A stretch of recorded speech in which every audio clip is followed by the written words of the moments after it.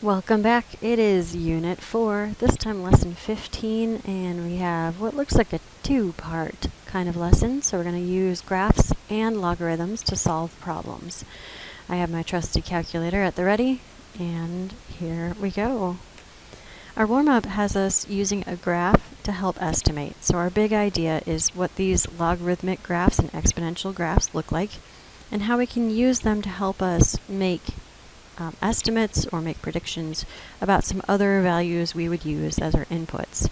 Always remember, when we see something here in function notation, we have our x input and our f of x output. Always thinking of those things in a couple different pairs.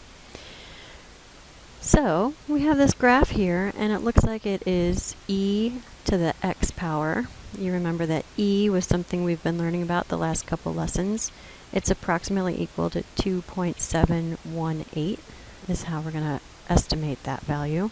But we can use our exact value on our calculator. And we saw how to use that in the past couple lessons. The E button, to remind you, is second, and then the divide button to use E. So just a quick reminder of that on the calculator, because we might need it later in this lesson. So if we want to use this graph to estimate logarithms such as ln of 100, remember we learned that ln, natural log, means that we have like a log of base e. That's what natural log means, of 100. Or e to some unknown power equals 100. So this means our input value, our x value, is the exponent on e. So I'm going back to my original function equation, and I see that x is the unknown exponent. Here I also have the unknown exponent.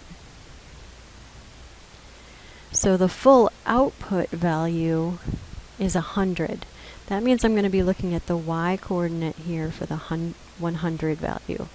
So my unknown x is my input.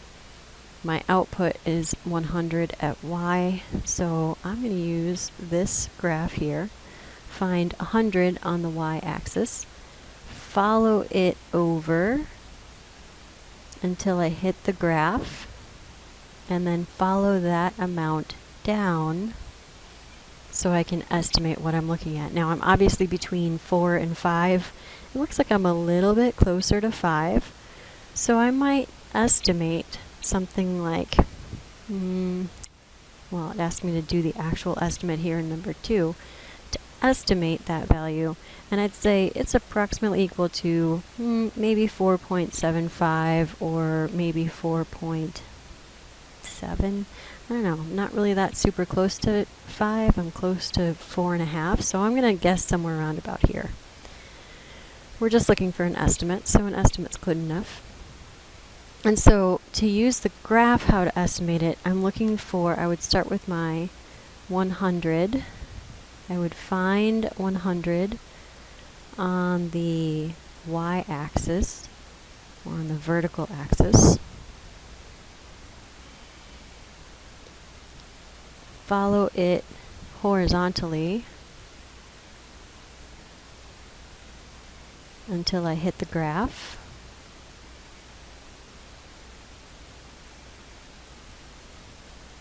And then follow it down to the x-axis. So that's kind of putting it in words about how we would go about using a graph to estimate something like natural log of 100. Now to use our calculator to check your estimate, what would you enter into the calculator? Well, this is a natural log. And there is a natural log button on the calculator. So I would enter it as ln of 100. So on my calculator, a reminder that that natural log button is right below the log button, base 10, base e, base 10, base e, base 10, base e. So I need the natural log, so I'm going to use base e of 100, and Look at that, I'm about 4.605. Remember, we go to 3 decimal places in our classroom. So we are looking at, for our approximate value, 4.605. I was a little bit high up here in my value. I can find the exact using our calculator.